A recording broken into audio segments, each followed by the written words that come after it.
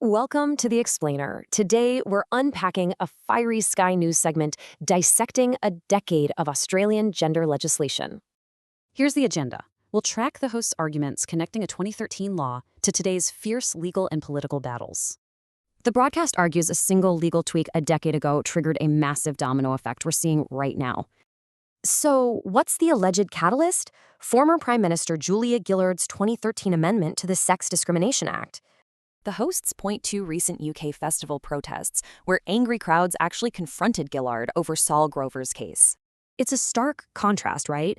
Gillard speaking on fairness, while protesters outside label her a rights destroyer. To explain this furious backlash, the broadcasters point straight to the recent Giggle versus Tickle legal appeal decision. They argue the court ruled biological men can legally identify as women purely because of Gillard's amendment. Now, this debate quickly spilled into politics during a tense Senate hearing with Commissioner Anna Cody. Cody suggested discrimination grounds for trans women include potential pregnancy, a legal interpretation the hosts heavily criticized. Senator Michaelia Cash challenged this.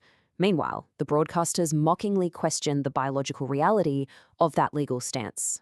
The broadcast then highlighted a fundamental clash when the Human Rights Commission president was asked to define a woman. You see the government providing an inclusive definition, pitted against the host's strict binary biological view. The commentators forcefully argued that biological sex is an immutable fact, entirely distinct from gender identity. Concluding their arguments, the hosts laid out this strict three-step demand for Julia Gillard, starting with an apology. They ironically contrasted her anti-misogyny legacy with their claims that her laws now actively erode female-only spaces.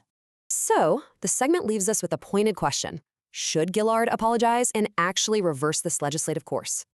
Ultimately, how will this decade-old legal shift continue to ripple through Australia's courts and society?